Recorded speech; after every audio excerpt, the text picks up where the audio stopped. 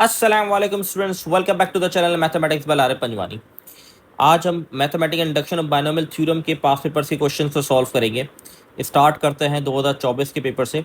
और मैंने जितने क्वेश्चंस गो थ्रू किए उससे ये अंदाज़ा हुआ कि बहुत मिलते जुलते सवाल ही रिपीट हो रहे हैं। ठीक है, ज़्यादा कोई मुश्किल नहीं है इस चैप्टर के एमसीक्यूज, बस कॉन्सेप्चुअली क्लियर होना बहुत ज़रूरी है इसके अंदर कि इस तरह सॉल्व होता है। जैसे कि पहला question, the general term of the binomial expansion 3x + 7y power 10 is. अब जनरल टर्म बतानी, जनरल टर्म का फॉर्मूला आपको पता होना चाहिए। फॉर्मूला हमारे पास क्या होता है, T R plus one N C R, या इसको एन सी आर को इस तरह भी लिख सकते हैं जैसे ये लिखा हुआ है, ए की पावर एन माइनस आर और बी की पावर आर। ये फॉर्मूला आप सबने पढ़ा हुआ है। अब आपको पता होना चाहिए ये आपका ए है, ये आपका बी हो गया, ये आपका एन हो गया।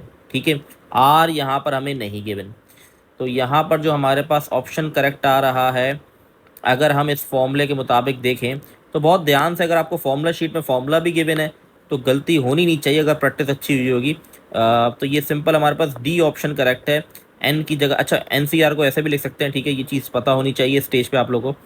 फिर ए आ गया एन माइनस आर, एन के लिए 10 है, 10 माइनस आर, फिर हमारा बी आ गया पावर आर। तो इसका जो करेक्ट ऑप्शन है वो मेरे पास जो है वो ऑप्शन नंबर 1 है। अब आते हैं नेक्स्ट क्वेश्चन के ऊपर। नेक्स्ट क्वेश्चन के अंदर हमें ये बताना है, if the statement x power 2k minus 7k is true for k plus one term then it must be divisible by. ये किससे डिविजिबल है इन तीनों में से हमें ये बताना है। तो ये बेसिकली इसका जो करेक्ट आंसर है वो हमारे पास क्या हो सकता है, तो इसको हम डिवाइड करके देखेंगे। ये हमारे पास फॉर्म है, ठीक है। तो अगर मैं k की जगह 1 ले लूँ, फॉर एग्जांपल मैं k की जगह 1 ले लेता हूँ, ठीक है। अगर k की जगह 1 ले लूँगा तो ये क्या बन जाएगा हमारे पास, X square minus Y square. ठीक है, मैंने सपोज कर लिया k की वैल्यू 1 है। अब मैं जो ऑप्शन गिवन है इनको डिवाइड करके देखता हूँ कौन सी वैल्यू डिवाइड हो रही है, कौन सी वैल्यू नहीं डिवाइड हो रही। जैसे कि अगर पहला ऑप्शन में डिवाइड करूँ जो कि x प्लस वाई, अब ये बाज़ाहिरन डिवाइड नहीं होते हुए दिख रहा, लेकिन इसमें एक चीज़ हम कर सकते हैं कि हम न्यूमिनेटर में फॉर्मूला अप्लाई कर, आइडेंटिटी अप्लाई कर सकते हैं, a plus B and a minus B. तो इससे फ़ायदा क्या है, वो ये कट गया और हमारे पास डिवाइड हो गया, मतलब ऑप्शन नंबर 1 तो वैलिड है, ये डिविजिबल है। ठीक है, अब ऑप्शन नंबर 2 को देखते हैं। ऑप्शन नंबर 2 हमारे पास क्या था, x माइनस वाई। फिर से आइडेंटिटी अप्लाई करूँगा, x plus Y, X minus Y, वही फॉर्मूला ओपन कर दिया, A square minus B square का, ये भी कट गया, मतलब ये भी डिविजिबल है। ऑप्शन 2 भी डिविजिबल है।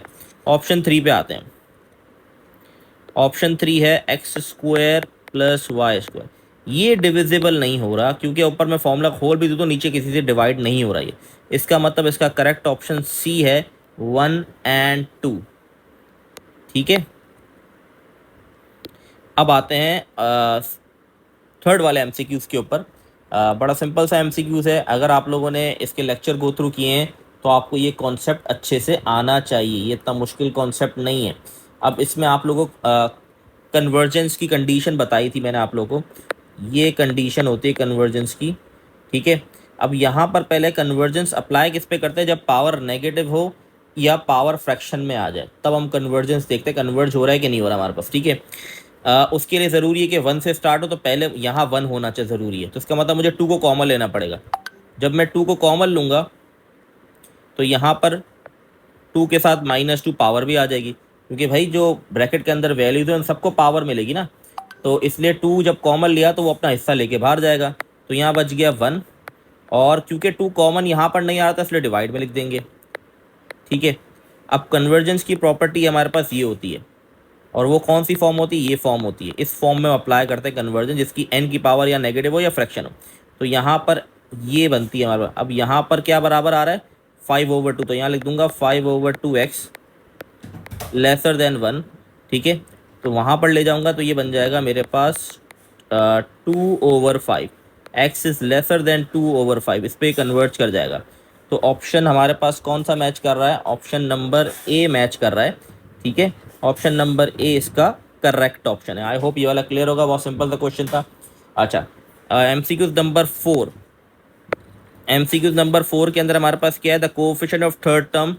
तो कोएफिशिएंट क्या है थर्ड टर्म का, वो हमें निकाल के बताना है। मतलब यहाँ पर r दे दिया गया, r हमारा 3 के बराबर, n हमारे पास 6 हो गया, ए बराबर हो गया 1 के और बी बराबर हो गया -2x के। ठीक है, वही हम जनरल टर्म का फॉर्मूला इम्प्लीमेंट करेंगे। तो हमारे पास अच्छा थर्ड टर्म निकालनी है, तो ये हो जाएगा T3। फॉर्मूला होता है NCR, एन की वैल्यू 6 है, आर की वैल्यू 3 है, ए की जगह 1 आ गया और 6 - 3 और बी की जगह -2x पावर 3 आ गई। ठीक है, इसको हम सॉल्व कर लेंगे। 6c3 हमारे पास बराबर होता है 15 के। ठीक है, और यहाँ पर अच्छा आर की वैल्यू, सॉरी मैंने गलती कर दी शायद, आर की वैल्यू 3 नहीं, आर की वैल्यू 2 होगी। थर्ड टर्म निकाल ली ना मुझे, थर्ड टर्म क्यों 2 होगी? ठीक है, फॉर्मूला क्या होता है हमारे पास, TR+1। अगर मैं आर की वैल्यू 3 ले लूँगा तो ये तो 3+1 4 बन जाएगा। ठीक है, और मुझे कौन सी टर्म निकालनी, थर्ड, तो आर की वैल्यू 2 होगी। यहाँ मुझसे थोड़ी सी मिस्टेक हो गई, तो ये बन जाएगा मेरे पास 4x²। 15 ये हो गया 60x²। तो इसमें कोफिशिएंट हमारे पास क्या, कोफिशिएंट क्या होता है, जो वेरिएबल के साथ लिखा हुआ नंबर, तो 60 ये कोफिशिएंट है, ये हमारे पास हो गया बी पार्ट, मतलब इसका ऑप्शन बी करेक्ट है। ठीक है, आई होप ये वाली चीज़ क्लियर होगी आप लोग को। ये होगा 2024 के एमसीक्यूज हमारे पास। 2023 के एमसीक्यूज भी इसी तरीके के मिलते जुलते हैं। ठीक है, अब आगे बढ़ते हैं 2023 के एमसीक्यूज के ऊपर। जल्दी से क्लियर कर लेते हैं। पहला MCQ, to prove that statement is true for k+1 the term should be added to both side. अब हमें बताने कौन सी टर्म ऐड होगी बोथ साइड। अच्छा, इसके लिए बहुत ज़रूरी है कि आपका चैप्टर का कॉन्सेप्ट क्लियर हो। अगर वो क्लियर होगा तो आपको समझ आ जाएगी क्या कह रहा है। ट्रू फॉर k+1, ये बताना है कि कौन सी टर्म हम बोथ साइड पे ऐड करेंगे। तो हमें सिंपल क्या करना है, जो हमारे पास यहाँ पे टर्म लिखी हुई है, इसमें k n की जगह k+1 पुट कर देना है। तो ये हमारे पास बन जाएगा 3k+3 - 2, तो ये बन गया 3k+1। तो यही इसका आंसर है। बस मैं फिर कह रहा हूँ, उन स्टूडेंट को समझ नहीं आएगा जिसने चैप्टर गो थ्रू नहीं किया है, क्योंकि इसके मैथ में इंडक्शन को सॉल्व करने के स्टेप थे। तो ये स्टेप बहुत इंपॉर्टेंट था जब हम k+1 करवाते थे और ऐड कराते थे बोथ साइड के ऊपर। तो 3k+1 हमारे पास जो है वो ऐड होगा बोथ साइड के ऊपर। तो ऑप्शन नंबर बी इसका करेक्ट आंसर है। आई होप ये वाली बात क्लियर होगी। एमसीक्यूज नंबर 2 पर आते हैं। इन the expansion ax² + b the middle term will be. अब मिडल टर्म बतानी है यहाँ पर अब मिडल टर्म के हमारे पास कौन सा फॉर्मूला हमारे पास यूज़ होता है मिडल टर्म में। यहाँ पर जो है हमारे पास 2 मिडल टर्म बनेगी। क्यों 2 बनेंगी? क्योंकि पावर हमारे पास क्या है, पावर मेरे पास ऑड गिवन है। जब पावर ऑड गिवन होती है तो हमारे पास 2 मिडल टर्म निकलती हैं। ठीक है, एक हम निकालते हैं n+1 और एक n+3 से। n+1 डिवाइड बाई 2, तो 19+1 डिवाइड बाई 2, तो ये आ जाएगा 10। और एक आ जाएगा n+3 डिवाइड बाई 2, तो 19+3 डिवाइड बाई 2, ये आ गया 11। तो 10th और 11 मिडल टर्म यहाँ पर हमारे पास होंगी। ये भी चैप्टर के अंदर पढ़ाई हुई चीज़ है। ठीक है, इसलिए कह रहा हूँ पहले चैप्टर गो थ्रू करें, फिर एमसीक्यूज करेंगे तो चीज़ें आसान लगेंगी। इन the expansion 2 - x⁻15 the third term can be. Exactly ऊपर वाला सवाल रिपीट है, तो उसको खुद ट्राई करें आप लोग। ठीक है, यहाँ आ जाते हैं। Which of the following condition is valid for convergence. Conversion की कंडीशन बतानी है। अब यहाँ पर देखें 1 - 4x की पावर 1/2 मुझे गिवन है। ठीक है, फ्रैक्शन में पावर है, या तो फ्रैक्शन में हो तो नेगेटिव होता है। हम ये कन्वर्जेंस चेक करते हैं। और जनरल फॉर्म क्या होती है इसकी, जनरल फॉर्म हमारे पास ये होती है 1 + x की पावर n होती है। और कन्वर्जेंस की क्या प्रॉपर्टी होती बताई थी मैंने, ये हमारे पास होती है। ठीक है, यहाँ पर x किसके बराबर है, -4x। अब ये बहुत इंपॉर्टेंट है, यहाँ पर ये स्टेप देख लीजिएगा। ठीक है, इसमें गलती ना कर दीजिएगा। अच्छा, मेरे पेन का चार्ज ख़त्म हो गया क्या? अच्छा, ये हमारे पास आ जाएगा -4x दिस।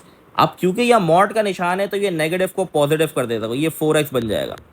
ठीक है, इस चीज़ का ध्यान रखना है। और 4 वहाँ जाके डिवाइड होगा, तो ये मेरे पास कन्वर्जेंस की कंडीशन बन गई, जो कि ऑप्शन नंबर सी हमारे पास मैच कर रहा है। ठीक है, इन चीज़ों का ध्यान रखें, नेगेटिव पॉजिटिव का यहाँ गलती मत कर दीजिएगा। तो आई होप 2024-2023 के दोनों के एमसीक्यूज क्लियर होंगे। बहुत सिंपल से थे और बहुत सिमिलर। 2019 पे मूव करते हैं क्विकली। इसको पहले क्लियर कर देते हैं हम। अच्छा जी, पहला एमसीक्यूज फिर वही उसी तरीके, what should be added to both side. Exactly same हमारे पास एमसीक्यूज आ गया जैसे कि ऊपर आया हुआ था। तो फिर मैं कहूँगा यहाँ पर ये है, इसकी जगह पुट कर देंगे k+1 यहाँ पर। तो ये बन जाएगा k+1 की पावर होल क्यूब। तो ये हमारे पास ऑप्शन नंबर सी है, सी इसका करेक्ट आंसर है। आई होप ये वाली चीज़ें क्लियर होंगी। The required condition to obtain the constant term in the expansion will be. अच्छा, यहाँ पर क्या कहानी दे दी इन्होंने, चलो अब देखते हैं। यहाँ पर हमारे पास ये एक्सपेंशन दी हुई है, कह रहा है क्या कंडीशन होगी कि इसके बराबर है। चलें अब इसको सॉल्व करने की कोशिश करते हैं। हमारे पास n6 है तो 6CR हो गया, a मेरे पास x स्क्वायर के बराबर है, ठीक है, और ऊपर आ जाएगा 6 माइनस आर। b मेरे पास 1/x के बराबर है, ऊपर पावर में आ गया r, ठीक है। तो constant term in the term, तो यहाँ पर 6CR हो गया, x की पावर हमारे पास बन गई 12 माइनस 2r। अब ये जो x की पावर है इसको ऊपर ले आऊँगा तो क्या हो जाएगा, माइनस का r बन जाएगा, और 1 की पावर r एडिटिव रहेगी। ये दोनों की बेसिस सेम है तो पावर्स क्या हो जाएंगी, ऐड हो जाएंगी। x की power 12 minus 2r plus 1, sorry minus 1, क्योंकि माइनस है ना, पावर माइनस। तो ये हमारे पास क्या बन जाएगा, यहाँ पर इसको सॉल्व करना है तो ये हमारा बन गया x की पावर 12 माइनस 3r। तो the require condition to obtain the constant term, क्या कंडीशन होगी कांस्टेंट टर्म निकल जाए, वो हमारे पास ये होगी कि हम इसको 0 के बराबर ले लेंगे। तो यहाँ पर हमारे पास जो वैल्यू आ जाएगी आर की वो आ गई 4, ठीक है। तो यहाँ पर कोई ऑप्शन मैच कर रहा है, ऑप्शन कोई मैच 12 माइनस, कोई ऑप्शन मैच नहीं कर रहा, आई डोंट नो वाई। अच्छा 4 आनी चाहिए ना मेरे पास, यहाँ पर 4 कहीं पे आ रही है, लेट्स सी देख लेते हैं हम इसमें कहीं पे 4 बन रहा है नहीं बन रहा, क्योंकि ऑप्शन यहाँ पर अभी मैच नहीं कर रहा। अच्छा अगर मैं यहाँ पर इसको वहाँ ले जाऊँ तो ये मेरे पास बन जाएगा माइनस का 3r, तो -4 आ जाएगा। -4 नहीं होता हमारे पास।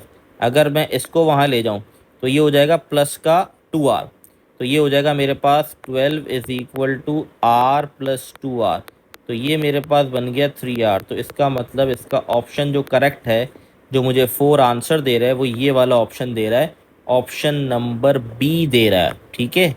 तो ये बहुत ध्यान से देखिएगा, सवाल बहुत सिंपल सा, लेकिन ऑप्शन उन्होंने ऐसे दिए हुए ट्रिकी कि कन्फ्यूजन हो समझने में, ठीक है। अच्छा जी आगे बढ़ते हैं नेक्स्ट क्वेश्चन के ऊपर।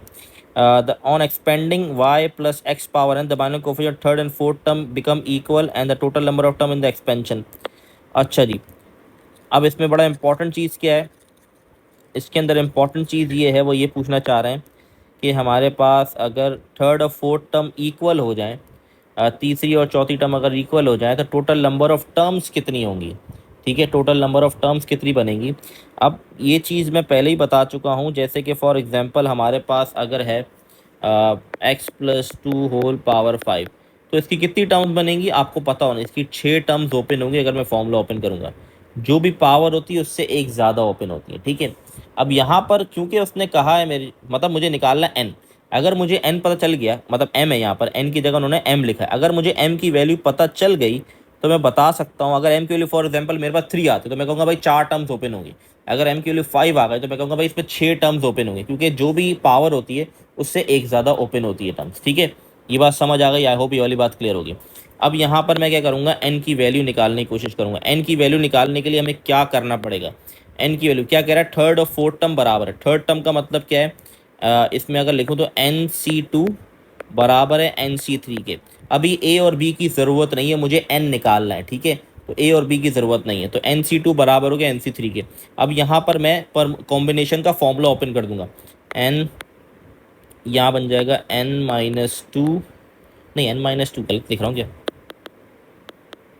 यहाँ पर फॉर्मूला ओपन कर देंगे हम लोग, n-2 फैक्टोरियल n अच्छा क्या कर रहा हूँ मैं, अभी गलत फॉर्मूला यूज़ कर रहा हूँ,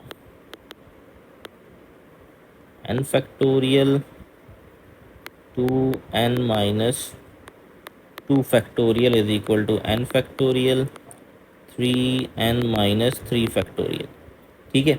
ये हमने फॉर्मूला यूज़ कर दिया। अब इसमें हमें क्या करना है, हमें इसके अंदर फॉर्मूले को ओपन करना पड़ेगा, थोड़ा सिंप्लीफिकेशन करनी पड़ेगी, इतना मुश्किल नहीं है। n-1 n-2 फैक्टोरियल तक ओपन कर लिया, नीचे n-2 फैक्टोरियल ये कट डाउन हो गया। इसी तरह n-1 n-2, क्योंकि n-3 कट जाएगा तो ये बच गया मेरे पास, ठीक है। आई होप ये वाली चीज़ तो क्लियर होगी, कोई इतना मुश्किल कॉन्सेप्ट नहीं था। अब इसको हमें सिंप्लीफाई करना पड़ेगा। सिंप्लीफाई करने के बाद यहाँ पर हमारे पास आएगी n की वैल्यू, ये अब आप लोग का टास्क है, आई थिंक कोई इतना मुश्किल टास्क नहीं है। चले मैं करवा ही देता हूँ, ऐसा ना आप लोगों से ना हो। 3 को वहाँ जाके मल्टीप्लाई करा दूंगा तो 3n n-1 और 2n n-1 n-2 हो गया। ठीक है, यहाँ पर हमारे पास n से n कट गया, ये भी कट जाएगा, तो यहाँ पर मेरे पास 3 बच गया और यहाँ पर बच गया 2n-4। ठीक है, 2n-4 बच गया यहाँ पर, और कुछ 2n से n कट गया, n-1 कट गया, 2n-2 तो ये हमारे पास 4 वहाँ जाके हमारे पास क्या हो गया। अच्छा यहाँ मैंने गलती कर दी, सॉरी, यहाँ 3 फैक्टोरियल था ना, तो वहाँ जाके 3 फैक्टोरियल मल्टीप्लाई होगा तो ये मेरे पास 6 हो जाएगा। तो 4 वहाँ जाके प्लस होगा तो 10, तो n की वैल्यू मेरे पास आ गई 5। जो भी n की वैल्यू आई है उससे एक ज़्यादा टर्म खुलेगी, तो इसका मतलब 5+1, इसका मतलब इसका करेक्ट आंसर 6 है। थोड़ी सी प्रैक्टिस करनी पड़ेगी लेकिन ये हो जाएगा, इतना मुश्किल सवाल नहीं है। इसका मतलब इस क्वेश्चन की 6 टर्म, मतलब इस एक्सप्रेशन की 6 टर्म्स ओपन होंगी अगर हमें थर्ड और फोर्थ टर्म इक्वल है। ठीक है, इसका ऑप्शन नंबर बी करेक्ट है। ठीक है, आई होप ये वाली चीज़ क्लियर होगी। अब 2018 पे आते हैं। 2018 जो है इसकी कोई एमसीक्यू ऐसे मुश्किल तो लग नहीं रहे मुझे। The third term of pension, तीसरी टर्म निकालनी, ये खुद कर लेंगे आप लोग। द जनरल टर्म बतानी है, क्या होगा भाई हमारे पास। आई थिंक ये रिपीटेड सवाल है, जो ऊपर था ये 2024 में देखिए रिपीट हुआ, आई थिंक ये सवाल। The general term of the binomial 3x + 7y,